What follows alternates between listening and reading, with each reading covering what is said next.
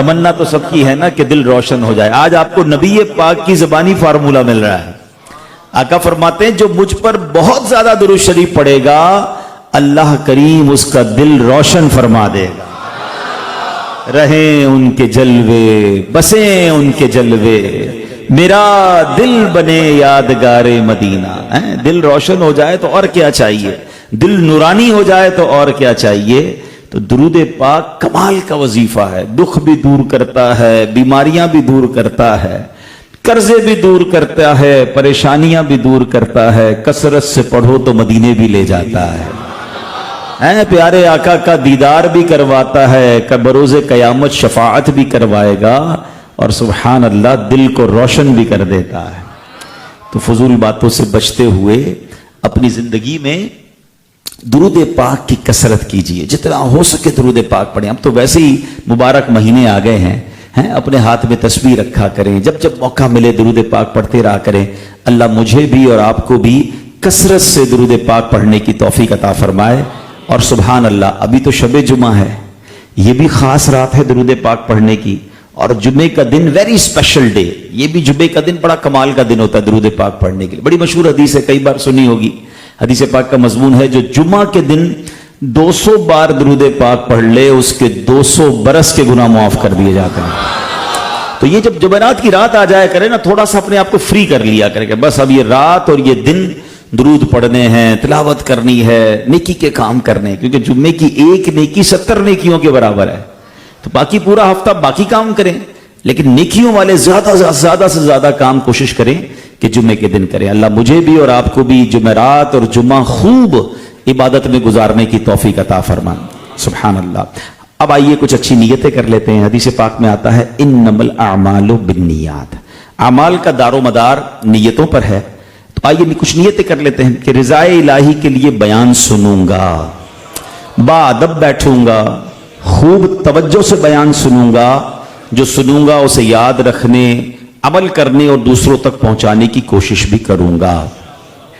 سبحان اللہ. کیسا مہینہ ہے ہمارے ساتھ درمیان اس وقت, انتظار رہتا ہے عاشقان رسول کو. رجب شریف اللہ کا مہینہ ہے, اور عاشق رمضان امیر اہل سنت پتہ ہے رجب کے بارے میں کیا فرماتے ہیں؟ آپ فرماتے ہیں ماہ رجب رمضان المبارک کا پھاٹک ہے, کیونکہ اب رجب میں ہم داخل ہو گئے نا, بس اب رمضان آیا ہی چاہ رہا ہے, گویا رمضان کی آمد کی خوشخبری لے کر رجب آتا ہے. یہ بڑی خوبصورت ایک سیکوینس ہے, بہت پیارا تسلسل ہے کہ رجب تو پھر شعبان اور سبحان اللہ پھر رمضان. اور نبی پاک علیہ الصلوۃ والسلام جب رجب کا مہینہ آتا تو ایک بڑی پیاری دعا پڑھتے تھے. آئیے ہم بھی وہ دعا پڑھ لیتے ہیں.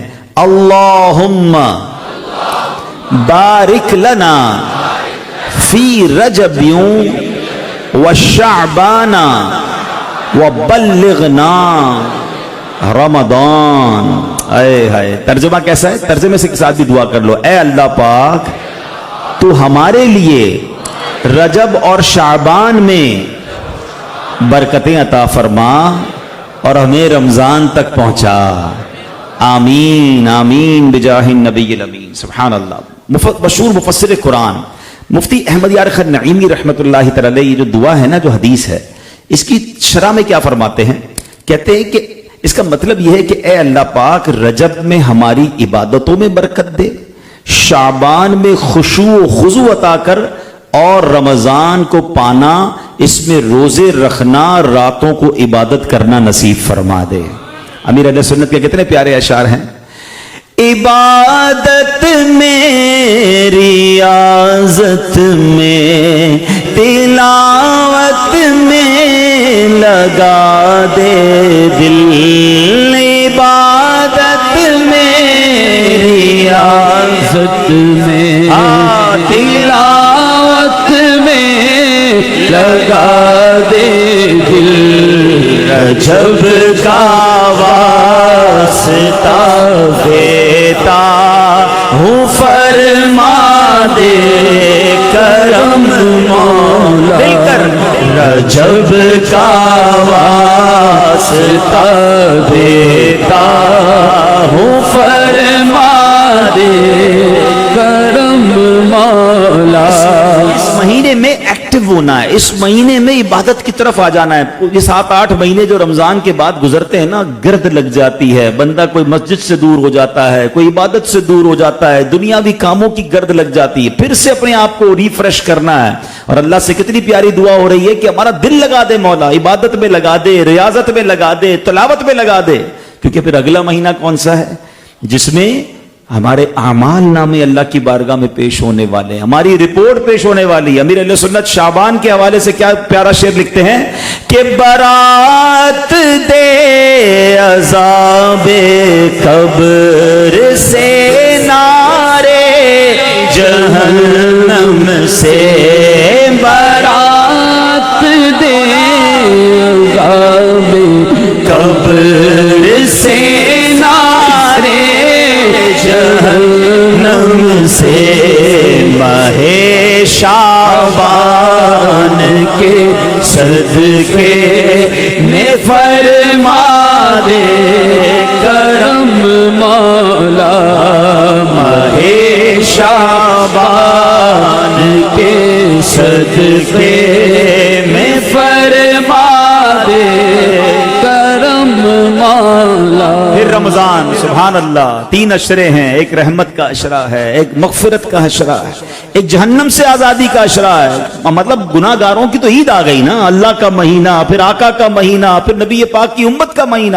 یہ 3 اشروں کے بارے میں امیر اہل سنت کیسی پیاری دعا لکھتے ہیں کہ میں رحمت مغفرت دوزخ سے آزادی کا سائل ہوں, میں رحمت مغفرت دوزخ سے آزادی کا سائل ہوں, ماہ رمضان کے صدقے میں فرما دے کرم مولا, ماہ رمضان کے صدقے میں فرما دے کرم مولا.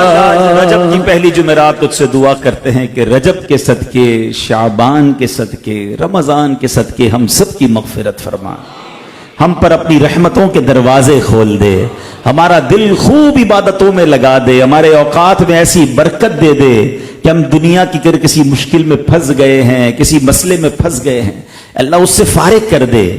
بس ہمارا دل اب ان مبارک مہینوں میں عبادتوں میں لگ جائے, تلاوت میں لگ جائے, درود میں لگ جائے, روزوں میں لگ جائے. سبحان اللہ.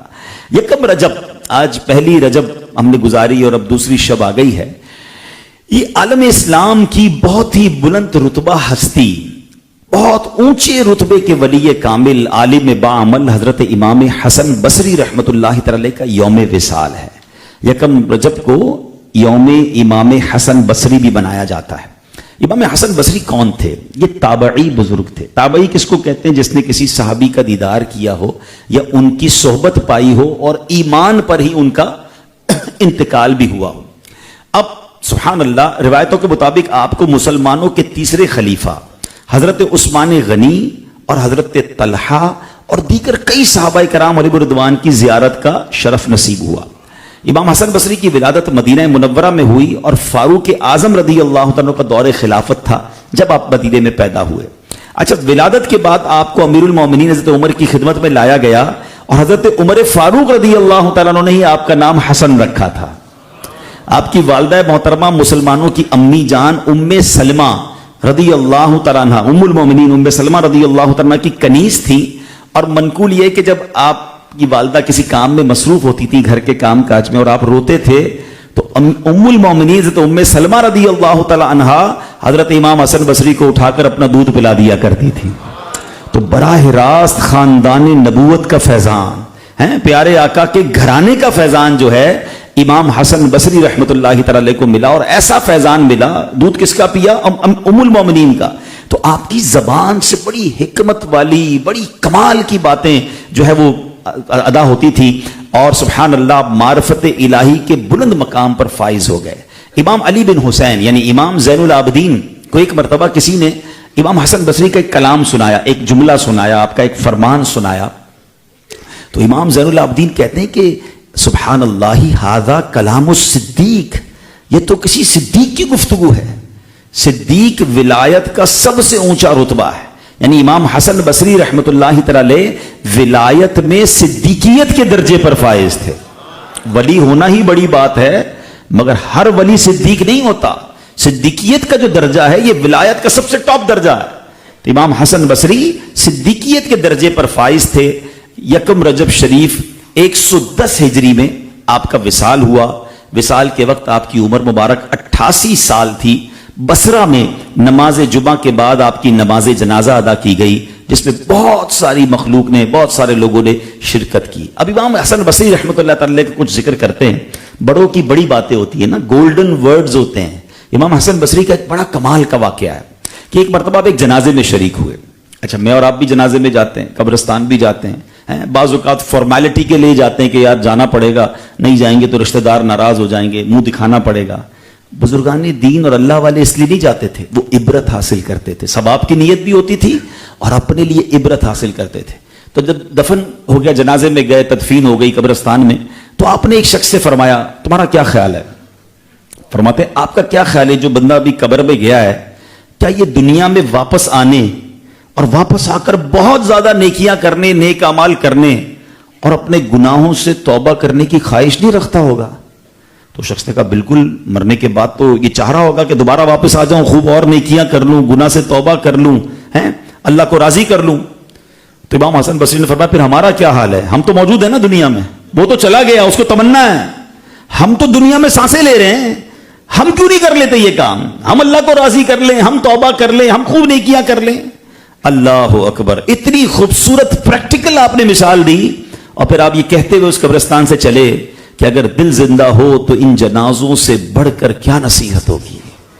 یقین جانیں، میں کہتا ہوں جنازے سے بڑھ کر نصیحت ہی کوئی اور نہیں. ہمارے درمیان ہوتا ہے بندہ، اور ایسی مثالیں لوگ کہتے ہیں یار صبح ہم ساتھ تھے، دوپہر کا کھانا ہم نے ساتھ کھایا، رات تو ہم ساتھ تھے یار، اور اگلے دن وہ قبر میں ہوتا ہے. گھنٹوں کے اندر ہمارے ساتھ جیتا جاگتا انسان جو ہے وہ قبر میں اتر جاتا ہے، اور اکیلا تنہا اپنی قبر میں اب زندگی قیامت تک کے لیے رہتا ہے. کبھی سوچا آپ نے ایسا ہی میرے اور آپ کے ساتھ ہوگا؟ صرف فرق پتہ ہی کیا ہے؟ ہم اسی بات کو اپنے اوپر امپلیمنٹ نہیں کر رہے ہوتے. حالانکہ اگر غور سے دیکھیں نا، جہاں کفن بکتا ہے، کبھی غور کیجئے گا، جب کفن جو کفن مثال کے طور پہ اگر خارا در کے اس ایریا میں یا کہیں بھی کوئی کفن کی دکان ہوگی نا، تو آج جو وہ کفن بیچنے والا کفن تیار کر رہا ہوگا نا، تھیلی میں پیک کر رہا ہوگا یا کاٹ رہا ہوگا یا لپیٹ رہا ہوگا، یہ اس بندے کا کفن پیک کر رہا ہے جو بندہ آج دنیا میں زندہ ہے. اب غور کیجئے، کیونکہ کسی نے کل مرنا ہے جس کا کفن آج پیک ہو رہا ہے. آپ غور کریں، ہم میں سے کسی کا کفن ہو سکتا ہے آج دکان والا تیار کر رہا، مجھے اور آپ کو نہیں پتا. قبرستان میں عموماً ہر وقت قبریں کھود کے تیار رکھی جاتی ہیں. ایسا ہی نا 2-3 قبریں گورکن ریڈی رکھتے ہیں. آج قبرستان میں جو قبر کھودی گئی ہے نا، جس کی بھی، وہ بندہ ابھی زندہ ہے. اب غور کر رہے ہیں، کسی نے مرنا ہے جس کا کفن بھی تیار ہے، جس کی قبر بھی تیار ہے، اور اس کو پتہ ہی نہیں ہے. وہ گھوم رہا ہے، وہ پھر رہا ہے، وہ مزے کر رہا ہے. اگر تو نیک ہے پھر تو ٹھیک ہے، لیکن اگر گناہوں میں غرق ہوا ہے تو اسے پتہ ہی نہیں کہ آج کی رات کہاں گزرنی ہے، کل کی رات کہاں گزرنی ہے. شاعر لکھتے ہیں نا، وہ ہے عیش و عشرت کا کوئی محل بھی، جہاں طاق میں ہر گھڑی ہو اجل بھی، بس اب اپنے اس جہل سے تو نکل بھی، یہ جینے کا اپنے انداز بدل بھی، جگہ جی لگانے کی دنیا نہیں ہے، یہ عبرت کی جا ہے تماشا نہیں. ہمیں پتہ ہی نہیں کب دنیا سے چلے جائیں گے. اے میرے پیارے اسلامی بھائیو، قرآن کریم میں اللہ کریم کیا ارشاد فرماتا ہے کہ مجرم، یہ جو امام حسن بصری نے کہا نا، جو دنیا سے چلا جاتا ہے وہ تمنا کرتا ہے کہ پھر آ جاؤں، پھر موقع ملے، پھر عبادت کروں، اللہ کو راضی کر لوں. یہ آپ نے ویسے ہی بات نہیں کی، اللہ قرآن میں فرماتا، پارہ 21 سورہ سجدہ آیت نمبر 12 مجرم کیا کہیں گے اللہ کی بارگاہ میں؟ فرجعنا نعمل صالحا، تو ہمیں واپس بھیج دے تاکہ نیک کام کریں. یہ کون کہہ رہا ہے؟ جو مر گیا ہے، دنیا سے چلے گئے ہیں، کہ کاش ایک بار پھر دنیا میں جانا نصیب ہو جائے. اب تو ساری زندگی نیکیوں میں گزاریں گے، نیکیوں میں دن رات صرف کریں گے، ایک بھی گناہ نہیں کریں گے، مگر اب پچھتائے کیا ہوت، जब चिड़िया चुग गई खेत। मरने के बाद क्यों ख्याल आया है? क्योंकि पता क्या होगा, एग्जैक्टली मामला क्या होगा। जब इंसान मरता है ना, तो मरते वक्त ही उसे पता चल जाता है मेरा अंजाम क्या हो रहा है। क्योंकि जो नेक लोग होते हैं, उसकी रूह कब्ज करने वाले फरिश्ते खुशबुओं के साथ, बड़े हसीन चेहरों के साथ आते हैं? फरिश्ते आते हैं इस्तकबाल के लिए। और जिससे अल्लाह नाराज होता है, खौफनाक शक्ल में फरिश्ते आकर उसकी रूह कब्ज करते हैं। और फिर कब्र में भी उसको उसके अमाल पता चल जाते हैं। वहां सवालों जवाब की सख्ती उसे पता चल जाती है। ये कब्र जो है ना, ये पहला ही टेस्ट है और सबसे अहम टेस्ट है। आपको पता है हजरत उस्मान गनी रदी अल्लाह तआला कतई जन्नती है ना। आप तो जुन्नूरैन हैं, प्यारे आका से कई बार जन्नत खरीदी है, कितने कमाल की शख्सियत है। मगर आपके कमाल का अंदाज था। आपके सामने जहन्नम का जिक्र होता, आपके सामने महशर का जिक्र होता, आप इतना ना रोते थे। मगर कभी कब्र की बात होती थी ना, या कब्रिस्तान जाते बहुत रोते थे, दाढ़ी आपकी आंसू से तर हो जाती थी। तो लोगों ने कहा हजरत, ये आप कब्र की बात पर इतना क्यों रोते हैं, कब्रिस्तान में क्यों इतना आपकी आंखों में आंसू आ जाते हैं? क्या कमाल की बात फरमाई। फरमाते यही पहली मंजिल है, जिसकी ये कामयाब हो गई उसकी अगली मंजिलें भी कामयाब हो जाएंगी। जो इधर ही मारा गया, जो इधर ही फंस गया, वो आगे कैसे कामयाब होगा? तो यहां एक क्वेश्चन है, हम सब हर बंदा अपने आप से सवाल करे। मैं पहले एक सवाल करता हूं, फिर उसके बाद एक और सवाल करता हूं। पहले एक सवाल ये कर लेते हैं आपस में कि हम में कोई है जिसको पता है मैंने कब मरना है? किसी को भी नहीं पता। अच्छा, कोई है जिसको यह पता है कि जनाब मैं कई साल जिंदा रहूंगा? हमें तो यह भी नहीं पता कि कल जुम्मे की नमाज हम मस्जिद में आके पढ़ पाएंगे या कल जुम्मे के बाद हम में से किसी का जनाजा होना है। किसी को नहीं पता ना। तो जब पता नहीं है तो इट मीन्स मैं आज भी मर सकता हूं। ठीक है ना, इसका मतलब तो मैं आज भी मर सकता हूं ना। अब सवाल है कि अगर मैं आज कब्र में जाऊंगा, मर गया, तो मेरी कब्र जन्नत का बाग बनेगी या दोजक का घड़ा बनेगी? हां, यह बात याद रखिएगा। पाकिस्तान में बहुत सारे लिविंग स्टैंडर्ड हैं, बहुत सारे इलाके हैं। मिसाल के तौर पे इस वक्त मैं ओल्ड सिटी एरिया में हूं, या मिडिल क्लास लोग रहते हैं, ठीक है ना। लेकिन थोड़ा और आगे में चला जाऊं जहां पर बिल्कुल गरीब लोग रहते हैं, या बहुत ज्यादा अंदर चले जाएं जहां झोपड़ियां वगैरह हैं, तो वो उससे भी लोअर क्लास के लोग रहते हैं। थोड़ा आगे गार्डन वगैरह की तरफ चले जाएं तो लोग कहते हैं अपर मिडिल क्लास के लोग रहते हैं। आगे जनाब हम डिफेंस वगैरह की तरफ से लोग कहते हैं अपर क्लास के लोग रहते हैं। ऐसे ही ना, बिल्डिंग में रहते तो मैं समझ आ जाता है यार ये फ्लैट में रह रहा है तो इतने का फ्लैट है तो इस तरह की पार्टी होगी। नहीं जनाब बंगले में रहता है तो और मालदार है। दुनिया में रहने के कई स्टैंडर्ड हैं, इलाके को देखकर पता चल जाता है कि यहां किस लेवल के लोग रहते होंगे। ऐसा ही है ना, कब्रिस्तान में 5-7 स्टैंडर्ड नहीं है, देयर आर ओनली 2 स्टैंडर्ड्स। सिर्फ दो तरीके, 2 कैटेगरीज हैं। कब्रें सारी एक जैसी दिखती हैं, मगर अंदर 2 तरह के लोग होते हैं। और ये मैं नहीं कह रहा, सरकार दो आलम अलैहिस्सलाम हमारे आका फरमाते कब्र 2 तरह की होती है। या तो जन्नत के बागों में से एक बाग होती है, या तो दोजक के घड़ों में से एक घड़ा। कोई और तीसरी कैटेगरी नहीं है कि नहीं जनाब जन्नत का बाग भी नहीं है, दोजक का घड़ा भी नहीं है, नॉर्मल मिट्टी की कब्र है। नहीं, हर कब्र के अंदर या तो अजाब हो रहा है, या वो मजे में है, या वो जन्नत की नेमतों में है। अब सच्चे दिल से जितने मुझे मेरे भाई यहां सुन रहे हैं, और जो मुझे लाइव सुन रहे हैं, या जो मुझे बाद में सुनेंगे, वो अपने आप से एक सच्चा सवाल करें और सच्चा जवाब दें। मुझे ना दे, अपने आप को जवाब दें कि मैं जैसी जिंदगी गुजार रहा हूं, अगर मैं मर गया तो मेरी कब्र जन्नत का बाग होगी या दोजक का घड़ा? This is main question. ये सबसे अहम सवाल है, क्योंकि कब्र जन्नत का बाग ना बनी ना तो आगे भी सब बर्बादी हो जाएगी। We have to pass this examination. किसी भी सूरत में मुझे ये इम्तिहान पास करना है। इतने सारे नौजवान बच्चे, यंगस्टर बैठे, कब्र दुनिया के इम्तिहान की कितनी फिक्र होती है, हैं? जैसे इम्तिहान आए तो ट्यूशन, तो ओवर टाइम, रात भर बच्चे पढ़ रहे होते हैं। ये मस्जिद के इमाम साहब से पूछे, इम्तिहान के दिनों में बहुत सारी पर्चियां आती होंगी, हजरत दुआ कर दे इम्तिहान में कामयाब हो जाए। इतनी टेंशन होती है बच्चों को, स्टूडेंट्स को। अगर आप अपने इम्तिहान में जनाब फेल हो भी गए तो क्या होगा? 1 साल और पढ़ना पड़ेगी ना क्लास, इससे ज्यादा तो कुछ नहीं होगा ना। जिस क्लास को 1 साल सिर्फ पढ़ने का तकलीफ उठानी, उसकी इतनी फिक्र। मगर एक इम्तिहान ऐसा है कि अगर वो फेल हो गए ना, कोई सप्लीमेंट्री पेपर नहीं होगा, कोई दोबारा चांस नहीं मिलेगा, और 1 साल के लिए फेल नहीं होगे, कयामत तक के लिए अजाब भुगतना पड़ेगा। हम नहीं है इस काबिल। प्लीज ان بچوں کے ان اسٹوڈنٹ تقریباً سب نے اسٹوڈنٹ لائف دیکھی ہے نا, اپنے اس اسٹوڈنٹ لائف کے امتحان کے بارے میں غور کر لو یار کہ جب دنیا کے امتحان کے لیے اتنی فکر ہے تو قبر کی فکر کیوں نہیں کرتا میں, ادھر بھی تو امتحان ہوگا. اور ایک امیزنگ کمپیریزن آپ کو بیان کرتا ہوں, دنیا کے امتحان کا سوال پتا چل جائے اس کی کوششیں ہو رہی ہوتی ہیں, 5 year paper, 10 years paper, guess paper ہیں, لوگ الٹی سیدھی سورسیں لگا کر پیپر آؤٹ کرنے کی کوشش کرتے ہیں. قبر کے امتحان کا پیپر پہلے ہی آؤٹ ہے. پہلے 3 سوال بتا دیے نبی پاک نے کہ صرف 3 سوال ہونے ہیں, من ربک, ما دینک, ما کنت تقول فی حق ھذا الرجل. یہی 3 سوال ہے نا, جواب بھی پتا ہے ہمیں. جواب کیا ہے کہ جب سوال ہوگا کہ تیرا رب کون ہے تو کیا کہنا ہے, ربی اللہ, میرا رب اللہ ہے. ما دینک, تیرا دین کیا ہے, ہم کہیں گے دین الاسلام, ہمارا دین اسلام ہے. اور ایک بڑا پیارا چہرہ دکھایا جائے گا اور ان کے بارے میں پوچھا جائے گا, ما کنت تقول فی حق ھذا الرجل, اس مبارک ہستی کے بارے میں تم کیا کہا کرتے تھے. یقیناً جواب ہمارا یہ ہوگا, محمد الرسول اللہ صلی اللہ علیہ وسلم, یہ تو ہمارے آقا ہیں, اے فرشتوں انہی کا نام لے کر تو زندگی گزارتا تھا. لیکن کمال یہ ہے کہ سوال بھی پتا ہے, جواب بھی پتا ہے, مگر علماء کہتے ہیں اس دن جواب وہی دے سکے گا جس سے رب راضی ہوگا. جو اللہ کو ناراض کر کے یا خدا نہ خواستہ ایمان ہی گوا کر قبر میں گیا ہوگا تو وہ کہے گا ہائے ہاتھا لا ادری, ہائے افسوس, میں کچھ نہیں جانتا. بتاؤ اس امتحان کی کتنی فکر ہونی چاہیے کہ وہ پیپر میرا پاس ہونا چاہیے. اچھا ایک اور امیزنگ بات, ایک اور عجیب بات, دنیا کے پیپر کی ڈیٹ آپ کو پتا ہے, فروری میں ہوگا, مارچ میں ہوگا, جون میں ہوگا, 12 تاریخ کو یہ والا پیپر ہوگا, 15 تاریخ کو یہ والا پیپر ہوگا, سب آپ کو کیا کہتے ہیں وہ ٹیبل, ٹائم ٹیبل سب بتا دیا جاتا ہے.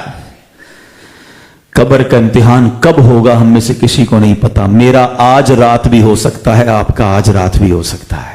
یہ کیسا امتحان ہے جس کی تیاری کا الگ سے ٹائم نہیں ملے گا. اس کا عقل مندی کا تقاضا پتہ ہی کیا ہے کہ میں روز تیاری کر کے ریڈی رہوں. سونے والے رب کو سجدہ کر کے سو, سونے والے رب کو سجدہ کر کے سو. کیا خبر اٹھے نہ اٹھے صبح کو, کیا خبر تیری صبح ہو نہیں اور ہو صبح تو زیر زمین. ہمیں کیا معلوم آج قبر کا امتحان کل ہو سکتا ہے, تو ریڈی رہنا ہے. ایک اور کمال کا کمپیریزن, دنیا کا امتحان دو تو کئی مہینوں بعد رزلٹ آتا ہے, کئی دنوں بعد رزلٹ آتا ہے. آپ کو پتا ہے قبر کے امتحان کا رزلٹ کیسے آئے گا؟ ادھر جواب دے گا بندہ اور ادھر جنت کی کھڑکی کھل جائے گی. جیسے ہی صحیح جواب ہو گئے نا, جنت کی کھڑکی کھل جائے گی, قبر نور مصطفیٰ سے جگمگا دی جائے گی, جنتی کفن بنا دیا جائے گا. اور کتنی بڑی ہو جائے گی.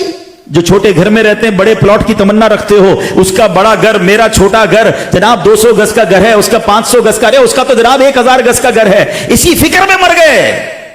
ارے اگر اللہ راضی ہو گیا نا تو قبر کتنی بڑی ہوگی. آقا فرماتے تا حد نگاہ. انڈرسٹینڈ کرتے ہو تا حد نگاہ؟ کبھی سمندر کے کنارے پہ کھڑے ہو کے دیکھا کرو, اور کبھی بڑے لمبے سے میدان کے کونے پہ کھڑے رہو, آنکھیں کئی کلومیٹر دور تک دیکھ لیتی ہیں. جدھر تک نظر جائے گی قبر اتنی وسیع ہو جائے گی. یوں رزلٹ آئے گا صحیح جواب دینے والوں کا. اور جس نے جواب نہ دیا ٹائم نہیں لگے گا, اسی وقت اس کی قبر میں آگ بھڑکا دی جائے گی, جہنم کی کھڑکی کھول دی جائے گی. بے نمازی کو آقا فرماتے قبر ایسے دبائے گی, انگلیوں کا اشارہ کر کے فرمایا کہ اس کی پسلیاں ایک دوسرے میں پیوست ہو جائیں گی. ہے کوئی ہم میں سے یہ عذاب سہنے والا؟ آج ادھر اتنا بڑا اجتماع ہو رہا ہے, اللہ نہ کرے کوئی سانپ, کوئی بچھو, کوئی چوہا ہی آ جائے, بگدڑ مچ جائے گی. لیکن بگدڑ جب مچے گی کہ ہمارے پیر ہیں, ہم اٹھ کے بھاگ سکتے ہیں نا, مردہ تو اٹھ کے بھاگ بھی نہیں سکے گا. اور اس کے جسم پر سانپ اور بچھو آ جائیں گے. اور کیسے عذاب کے یہ جانور ہوں گے, یہ کیڑے ہوں گے, کیسے برداشت ہوں گے. پلیز باقی ساری باتیں ثانوی ہیں کہ گھر ہے کہ نہیں, تو پیسے ہے کہ نہیں, ترقی ہے کہ نہیں, ویزا ہے کہ نہیں, اور سہولت ہے کہ نہیں, گاڑی کب ملے گی, تو بنگلہ کب ملے گی, سب چیزیں بعد میں. یار قبر میں تو اکیلے جانا ہے, کوئی بچانے والا بھی نہیں ہوگا. مجھے ایک بات بتائیں, دنیا کی ہر سہولت ہو آپ کے پاس اور قبر میں کیڑے انتظار کر رہے ہوں, کیا کرنا ہے ان سہولتوں کا؟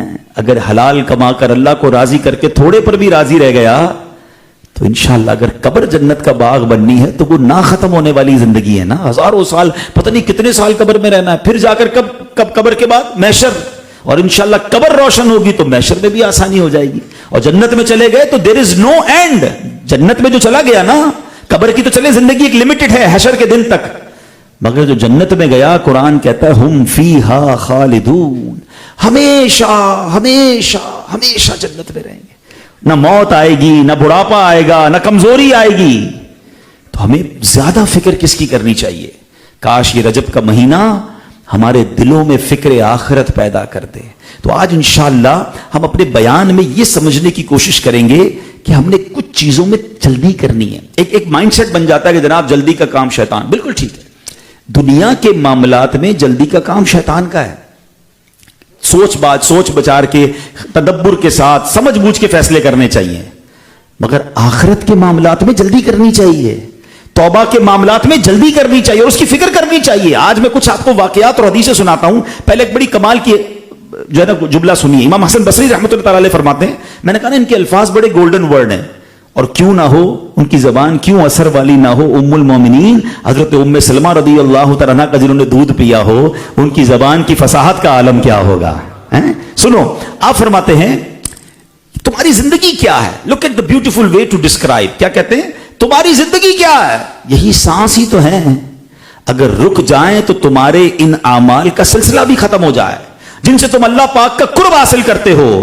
اللہ پاک اس شخص پر رحم فرمائے جس نے اپنا جائزہ لیا اور اپنے گناہوں پر چند آنسو بہائے. یہ کہنے کے بعد آپ نے قرآن کریم کی ایک آیت تلاوت کی. 16 نمبر پارہ ہے, سورہ مریم ہے, آیت نمبر 84. اللہ فرماتا ہے انما نعد لهم عدا. آسان ترجمہ قرآن کنز العرفان, ہم تو ان کے لیے گنتی کر رہے ہیں. یہ سانسیں کیا ہیں, یہ گنتی ہے. جس دن گنتی پوری ہوئی اس دن زندگی ختم. اس سے مراد کیا ہے, سانس, اور آخری عدد جان کا نکلنا ہے, پھر گھر والوں سے جدائی ہے اور قبر میں داخل ہونے کی آخری گھڑی ہے.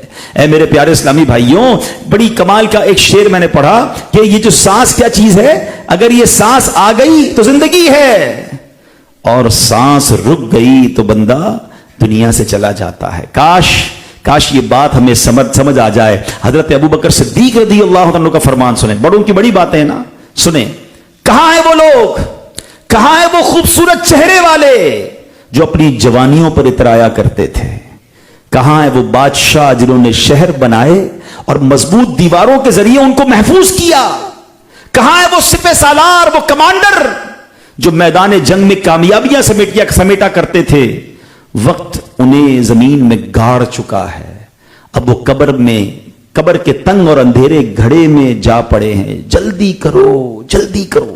حضرت ابوبکر صدیق فرماتے ہیں ان کاموں میں کیا کرنا ہے, جلدی کرنی ہے. کہتے جلدی کرو پھر نجات ہے, پھر نجات ہے.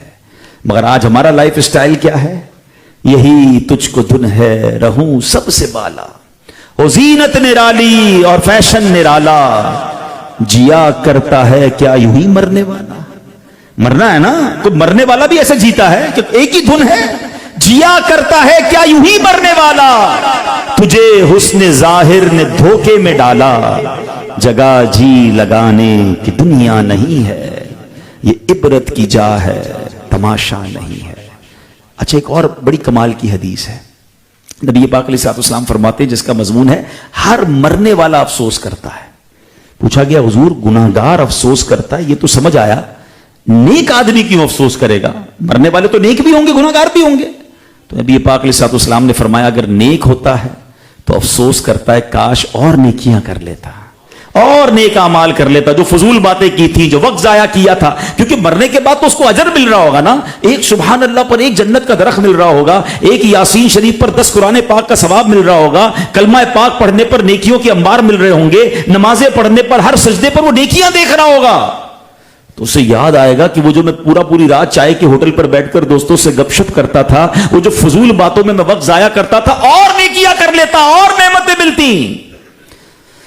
اور گناہگار کیوں افسوس کر رہا ہوگا کہ جب وہ گناہوں کے عذاب دیکھے گا, اسے مار پڑے گی, پنشمنٹ ہوگی, تو وہ کہے گا کاش میں گناہ ہی نہ کرتا, तो है मेरे प्यारे इस्लामी भाइयों, मरने के बाद पछताने से बेहतर ये नहीं कि बंदा अभी से अच्छे काम कर ले, अभी से इसकी प्लानिंग कर ले।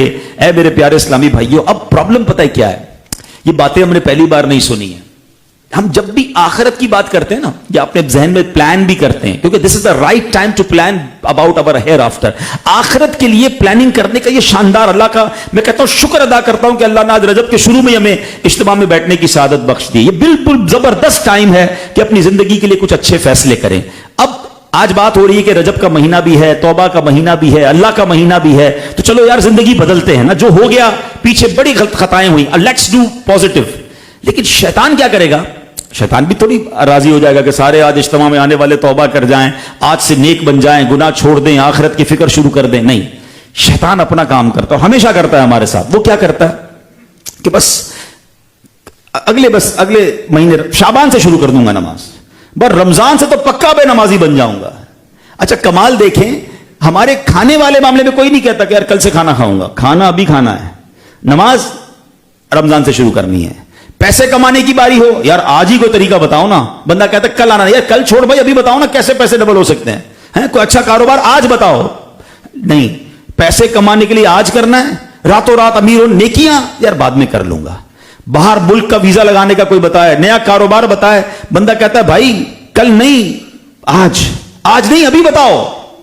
अल्लाह अकबर, नेकियों के मामले में कल बाद में, कल कभी आई थी न कभी आएगी, याद रखिएगा। ये शैतान का बड़ा खतरनाक वार है। सहाबी रसूल हजरत अनस बिन मालिक रदी अल्लाह तआला का कलाम, ये फरमान याद कर लो।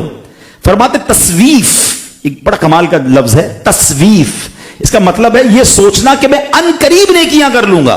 यही तो कर रहे हैं ना हम, बस थोड़े दिनों की बात है। मौलाना साहब बात बिल्कुल अच्छी कर रहे हैं, मेरे बयान पर भी किसी के दिमाग में शैतान ये बात डाल रहा होगा, यार ये बात तो सही कर रहे हैं, बस थोड़ी ये शादी वादी हो जाए, बस ये थोड़ा मसला हल हो जाए, थोड़ा सा बस ये मामला निपट जाए, फिर बस मैं अल्लाह ही करूंगा।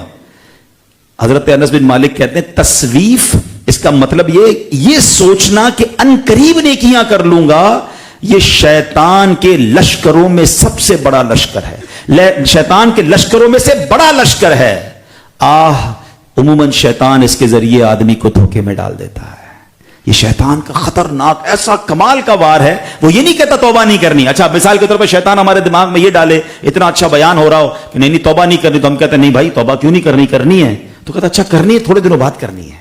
आप समझ रहे हैं, मक्कार का वार समझो, वो हमें तौबा से दूर नहीं करता, बस थोड़ी सी नीयत को आगे बढ़ा देता है। और यही शैतान का वार है कि अनकरीब कर लूंगा, थोड़े दिनों बाद कर लूंगा, बस अब नहीं करूंगा। नहीं, अभी करना है, फैसला आज करना है, अभी करना है, क्योंकि हमें तो जिंदगी का पता ही नहीं है।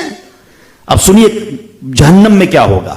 हजरत अब्दुल्लाह इब्न मुबारक फरमाते रहमतुल्लाहि तआला अलैह, मुझे यह बात पहुंची है कि अक्सर जहन्नमियों की यह पुकार होगी, उफ़्फ़िल लिसौफ़ा, उफ़्फ़िल लिसौफ़ा, यानी तुफ है अनकरीब पर, तुफ है अनकरीब पर। मतलब यह कि हम दुनिया में यही कहते रहे कि कल कर लूंगा, कल कर लूंगा, अनकरीब कर लूंगा। मेरे इस अंदाज पर तुफ है, अफसोस है, और इसी अंदाज ने हमें नेक अमाल से दूर कर दिया। बहुत बड़ी तादाद जो है वो यही कर रही है, बस थोड़े दिनों की बात है। हजरत आप सही कह रहे हैं, बस नमाज शुरू कर दूंगा, अगले हफ्ते से शुरू कर दूंगा, अगले जुम्मे से शुरू कर दूंगा, फला हराम काम थोड़े दिनों बाद छोड़ दूंगा, बस कारोबार सेट हो जाए फिर सूद छोड़ दूंगा, रिश्वत लेता हूं, रिश्वत देता हूं, बस एक घर बन रहा है, घर पूरा हो जाए फिर छोड़ दूंगा। ये कल नहीं आनी है, याद रखिएगा। ये शैतान आपको आगे बढ़ाता जाएगा और इसी दौरान मौत आकर आपको ले जाएगी। सेठ जी को फिक्र थी, एक एक के 10-10 कीजिए, मौत आ पहुंची कि हजरत जान वापस कीजिए।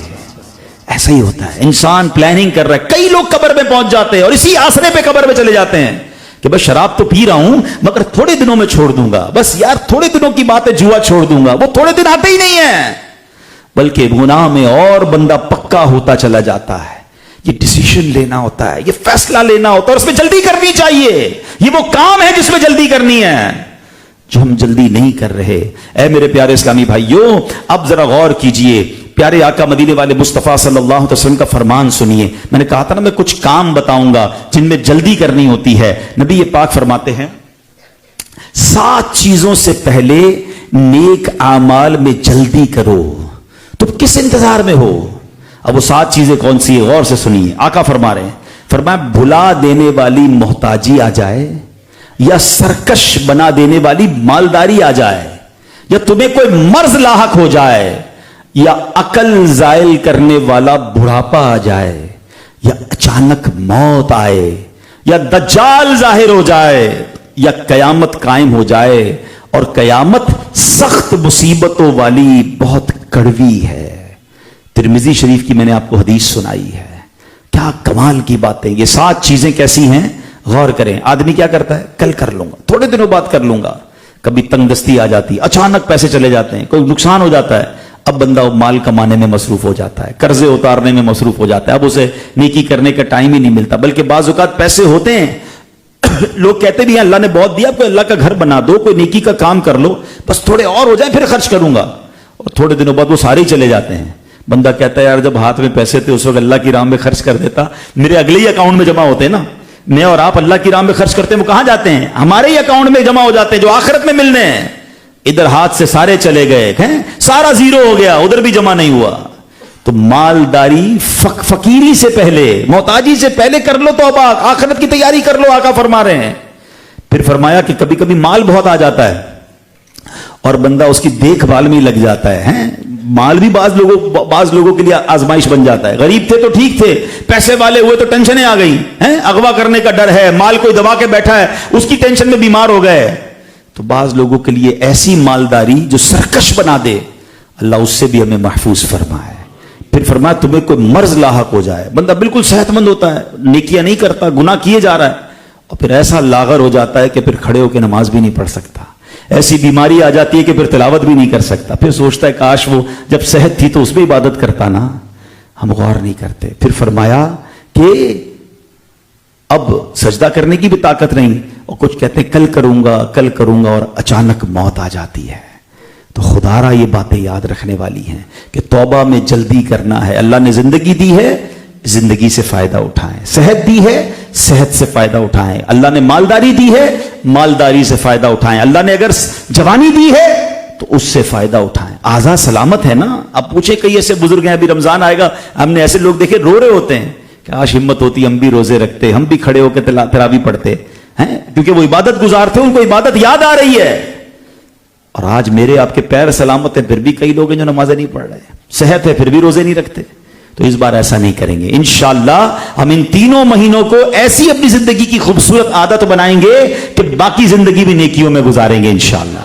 آپ سنیے پیارے آقا علیہ الصلوۃ والسلام نیکی کے کام میں کیسے جلدی کرتے تھے.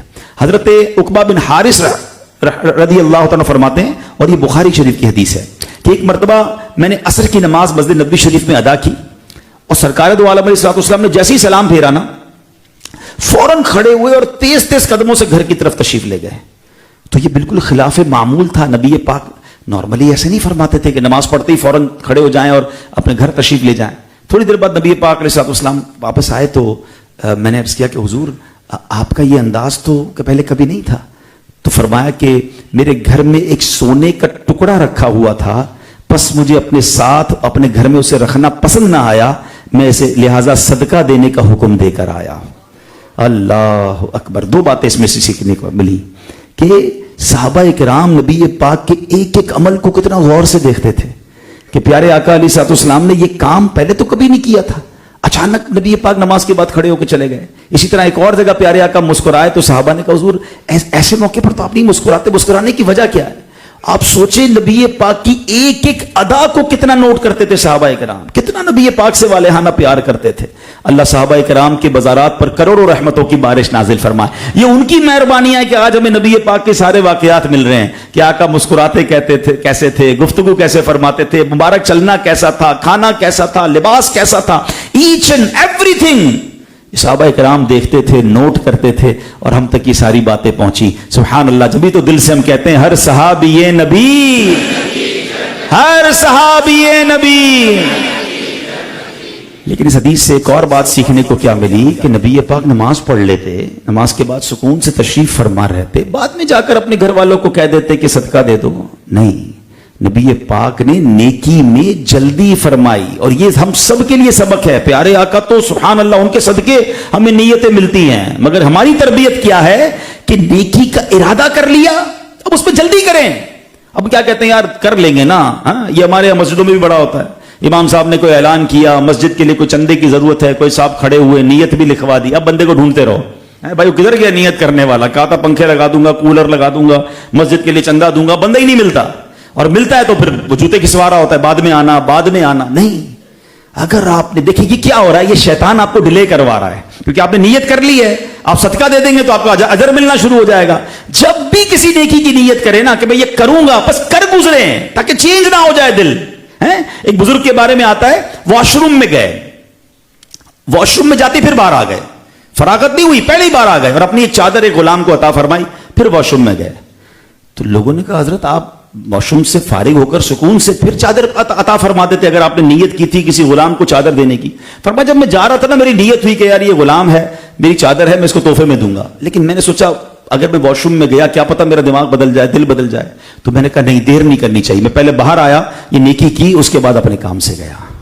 تو یہ وہ باتیں ہیں جو اللہ والوں سے سیکھنی ہے ہمیں. ہماری اچھا اس کی اگر یہ بات غلط ہے تو خود اپنے آپ سے سوال کریں, ایسی کتنی نیتیں ہوگی جو ہم نے کی ہوں گی مگر عمل نہیں کر سکے. کیوں نہیں کر سکے؟ جس وقت نیت کی تھی آپ پکے تھے, آپ سچے تھے, آپ نے واقعی کہا تھا کہ جناب میں یہ کام کروں گا, میں تلاوت کروں گا, میں اتنے درود پڑھوں گا, میں قافلے میں جاؤں گا, میں اجتماع میں آؤں گا. جس وقت نارملی ہم نیت کرتے ہیں 80-90% ہم پکے ہوتے ہیں, مگر اس میں سے 10% پر بھی عمل نہیں ہو رہا, کسی کا شاید 15% پر بھی عمل نہیں ہو رہا. کیوں؟ ہم اس کو ڈیلے کرتے ہیں, اور شیطان کہتا ہے بعد میں کر لیں گے, بالکل جائیں گے قافلے میں. لیکن اس میں لہو باب من خیر, جس کے لیے بھلائی کا دروازہ کھول دیا جائے, فلینتزہ, تو اسے چاہیے کہ لپک کر اس بھلائی کے دروازے میں داخل ہو جائے. فإنہ لا یدری متی یغلق علیہ, کیونکہ وہ نہیں جانتا کہ یہ دروازہ اس کے لیے کب بند ہو جائے گا. یہ کمال کی بات ہے نا, ہمیں موقع ملتا ہے, چانس ملتا ہے. اس کا مطلب پتہ کیا ہوا کہ مجھے مثال کے طور پہ کوئی نیکی کرنے کا موقع ملا, اس کا مطلب اللہ نے میرے لیے کوئی بھلائی کا دروازہ کھولا ہے. لپک کے داخل ہو جاؤ. حدیث پاک میں کیا فرمایا, بس داخل ہو جاؤ اس میں. آپ کو لگتا ہے علاقے میں کوئی مسجد بن رہی ہے, کوئی مدرسہ بن رہا ہے, آپ کو لگتا ہے تھوڑے پیسے بھی ہیں اور نیت بھی بن رہی ہے کہ یار اس میں حصہ ملا دوں, ابھی دروازہ کھلا ہوا ہے تمہارے سامنے, لپک کر داخل ہو جاؤ, دیر مت کرو, یہ اللہ کی راہ میں خرچ کر بیٹھو, اندر داخل ہو جاؤ, پھر دیکھو یہ برکتیں مل جائیں گی. ورنہ ہو سکتا ہے یہ بھلائی کا دروازہ بند ہو جائے. کبھی قافلے کی نیت ہو رہی ہے, کبھی قرآن پڑھنے کی نیت ہو رہی ہے, کبھی تہجد اجتماع کی نیت ہو رہی ہے, کبھی کسی غریب کی ہیلپ کرنے کی نیت ہو رہی ہے, کبھی کسی رشتہ دار کے ساتھ اچھا کرنے کا ذہن بن رہا ہے. ارے بس نیکی کا ذہن بنے نا. حدیث دوبارہ سن لو, یقین کریں میں نے بھی آج پہلی بار یہ حدیث پڑھی, ایمان تازہ ہو گیا. الفاظ کیسے نبی پاک کے, آقا فرماتے ہیں کہ جس کے لیے بھلائی کا دروازہ کھول دیا جائے تو اسے چاہیے کہ لپک کر بھلائی کے اس دروازے میں داخل ہو جائے, کیونکہ وہ نہیں جانتا کہ یہ دروازہ اس کے لیے کب بند کر دیا جائے گا. کئی لوگوں کے لیے دروازے بند ہو گئے ہیں, موقع ملے تھے. ابھی ہم ایک اور پیرائے میں بھی بات کر لیتا ہوں. چلیں, دعوت اسلامی کی کئی ذمہ دار بھی مجھے سن رہے ہیں, بعد میں سنیں گے, اسلامی بہنیں بھی سنیں گی. ہمیں بعض اوقات موقع ملتا ہے کوئی ذمہ داری کا, آپ درس کے نگران بن جائیں, آپ قافلے کی ذمہ داری لے لیں, آپ ذرا ذیلی نگران بن جائیں, آپ علاقے کی فلاں ذمہ داری لے لیں, آپ فلاں شعبے کے اندر آ جائیں. یہ سوچ لیا کرو, یہ جو کہتے ہیں نا نہیں بھائی دن میں ذمہ داری نہیں لینی, کام نہیں کرنا, بعد میں پھر افسوس بھی ہوتا ہے کہ یار مجھے تو موقع ملا تھا اتنی بڑی نیکی کرنے کا. یہ بھلائی کا دروازہ کھلا ہے تمہارے لیے, لپک کے داخل ہو جاؤ. کیا پتا کتنی نیکیاں میرے لیے, کتنے انبار نیکیوں کے وہاں موجود ہوں. اور واللہ دعوت اسلامی کا کام نصیب والے کرتے ہیں, کہ میں نے دیکھا ہے دنیا میں کہیں شاید یہ موقع نہیں ہوگا کہ دعوت اسلامی میں جتنی نیکیاں ملٹیپلائی کرنے کا ہمیں موقع ملتا ہے. یار ایک درس دیتے نہ جانے کتنے لوگ سنتے ہیں, ایک بیان کرے نہ جانے کوئی ایک نمازی بن گیا, ہمارے لیے صدقہ جاریہ ہو جائے گا. کتابیں, رسائل, مدنی چینل, سوشل میڈیا, کسی کو مدنی چینل دکھانے والا بنا دو, جب تک دیکھتا رہے گا آپ کی نیکیوں کا انبار. اس چینل کو دیکھ کر جو عمل کرے گا سب آپ کو ثواب ملے گا. اگر غور کرتے جائیں تو دعوت اسلامی کا کام کرنے کی برکت سے نیکیوں کا میٹر جاری ہو جاتا ہے. مگر کچھ لوگوں کو موقع ملتا ہے, وہ کہتے ہیں نہیں جناب میرے پاس ٹائم نہیں ہے, میں ذمہ داری نہیں لیتا, ذمہ داری لوں گا تو جواب دینا پڑے گا. یہ حدیث یاد رکھنا کہ نیکیوں کا بھلائی کا دروازہ کھولا جاتا ہے. آئے ہائے, اللہ کرے آج کے بعد یہ ذہن بن جائے, حضرت عثمان غنی والا وہ ذہن بن جائے. انہوں نے تو سنا تھا نا کہ آقا نے کسی کو کہا ہے کنواں دے دو, جنت میں کنواں لے لو. نبی پاک نے حضرت عثمان غنی کو نہیں کہا تھا, مگر آپ نے سنا, آپ پہنچ گئے پیارے آقا علیہ الصلوۃ والسلام کے پاس. کہتے جو آفر حضور انہیں کی ہے کیا میرے لیے بھی ہے؟ اگر میں کنواں خرید کر وقف کر دوں مجھے بھی جنت میں کنواں ملے گا. آقا علیہ الصلوۃ والسلام فرماتے ہیں عثمان تمہیں بھی ملے گا. اللہ اکبر, قطعی جنتی ہیں. نبی پاک کی 2 صاحبزادیاں جن کے نکاح میں آئی ہو, جو ذوالنورین ہو, کتنی نیکیاں ہیں, مگر لپک کے بھلائی کے دروازے میں صحابہ داخل ہوتے تھے. کنواں خریدا, مسلمانوں کے لیے وقف کیا اور نبی پاک سے جنت کا کنواں لے لیا.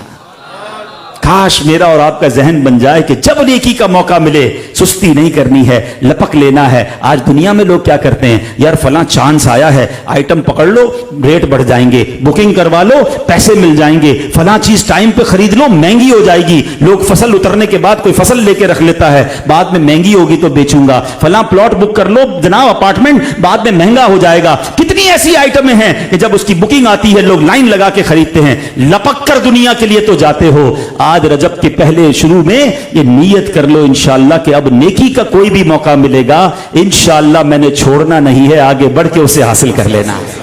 اللہ کرے بس یہ ذہن میرا بھی بن جائے, یہ آپ کا بھی بن جائے. سرکار دو عالم علیہ الصلوۃ والسلام کا فرمان سن لو, اطمینان ہر چیز میں ہے.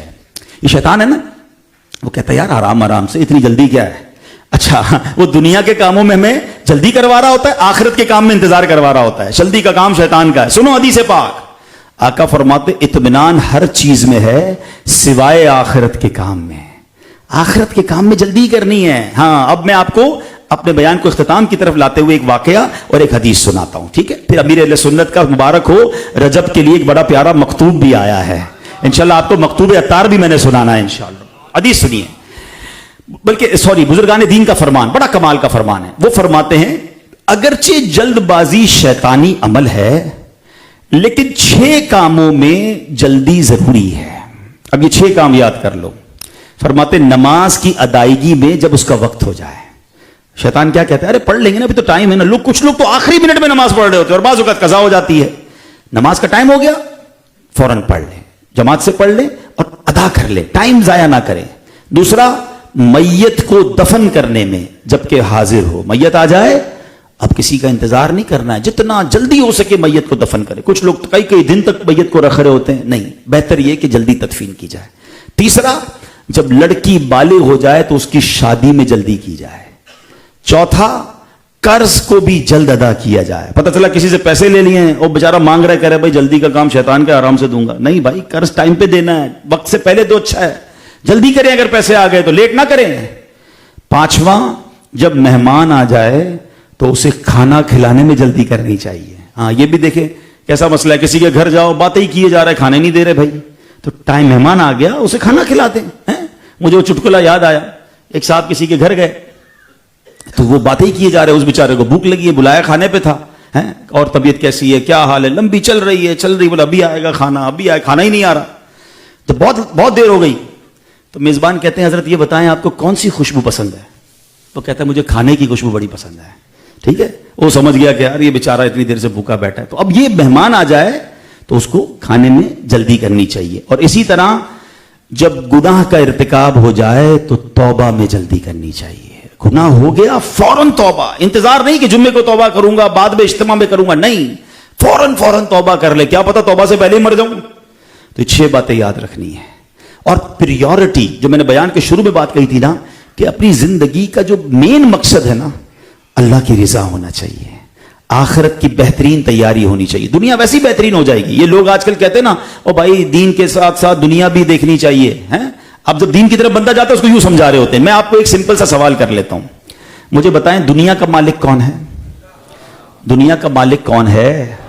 آخرت کا مالک کون ہے؟ رحمان الدنیا والآخرہ. اللہ دنیا کا بھی مالک ہے, آخرت کا بھی مالک ہے. ایک فارمولہ بتا دوں, اللہ کو راضی کر لو, وہ دنیا بھی اچھی کر دے گا, آخرت بھی اچھی کر دے گا.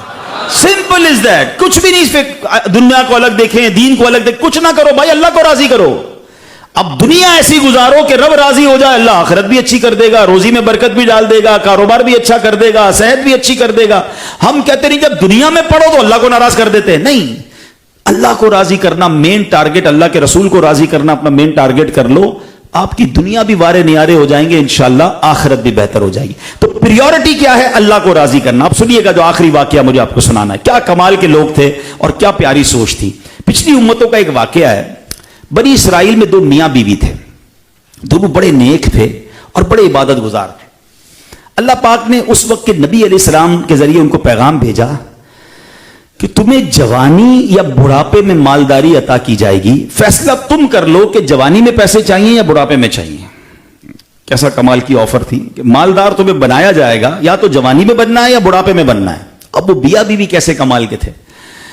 اب وہ دونوں سوچ میں پڑ گئے. شوہر بولا جوانی میں تو چونکہ ہمارے اندر طاقت ہے, مالداری ابھی لے لیتے ہیں, کمانے کی فکر نہیں ہوگی تو زیادہ عبادت کریں گے. بیوی بولی نہیں, عبادت کی اصل عمر تو جوانی ہے, ہم پہلے خوب جوانی میں عبادت کر لیتے ہیں, بڑھاپے میں مالدار بن جاتے ہیں, کیونکہ بڑھاپے میں جو ہے نا عبادت اتنی ہو نہیں پائے گی.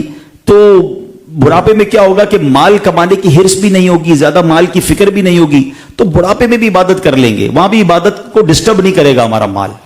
دونوں کی سوچ کیا تھی کہ پیسے نہیں چاہیے, عبادت کہیں ہماری ڈسٹرب نہ ہو جائے. پوائنٹ سمجھ رہے ہیں؟ یہ نہیں سوچ رہے کہ پیسے آئیں گے تو انجوائے کیسے کریں گے, خریدیں گے کیا. کہتے ہیں جوانی میں آ جائیں گے پیسے تو پیسے ہی سنبھالیں گے تو عبادت کب کریں گے. اور بڑھاپے میں شوہر کہتا ہے پیسے آئیں گے تو جناب پھر ہم جو ہے وہ بڑھاپے میں معاملے میں ڈسٹرب ہو جائیں گے. دونوں کی سوچ کیا تھی کہ نہیں, عبادت پہلے. اللہ کے نبی پر وحی بھیجی گئی کہ تم نے ان کو جا کر بتاؤ تم نے مال پر عبادت کو ترجیح دی, تمہاری سوچ یہ تھی کہ مال کہیں عبادت کو ڈسٹرب نہ کر دے, تو اللہ کے کرم سے یہ حکم ہوا ہے کہ تمہیں جوانی اور بڑھاپے دونوں میں مالداری عطا کی جاتی ہے. ہاں, کچھ لوگ مال کے پیچھے بھاگتے ہیں, دنیا کے پیچھے بھاگتے ہیں, دنیا انہیں بھگاتی ہے, اور کچھ دنیا کو ٹھوکر مار کر رب کی بارگاہ میں جاتے ہیں, دنیا پیچھے آ کر ان کی خدمت کرتی ہے. اب آپ کی مرضی ہے کہ دنیا کے پیچھے بھاگنا ہے, وہ بھگاتی رہے گی آپ کو. کام سے فارغ ہی نہیں ہوتا بندہ, اس کی ٹینشن ہی ختم نہیں ہوتی, جس کو فکر ہی مال کمانے کی ہے. اور جو اللہ کو راضی کرنے جاتا, کہتے نا جس سے رب راضی اس سے سب راضی. تو اللہ کو راضی کرنا ہے, اللہ کی انشاءاللہ اطاعت کرنی ہے, عبادتیں کرنی ہے. بس آج سچی توبہ کرنی ہے گناہ سے. نیت کر لیں انشاءاللہ رجب, شعبان, رمضان, یہ تینوں مہینے ہماری زندگی کے یادگار مہینے ہوں گے انشاءاللہ.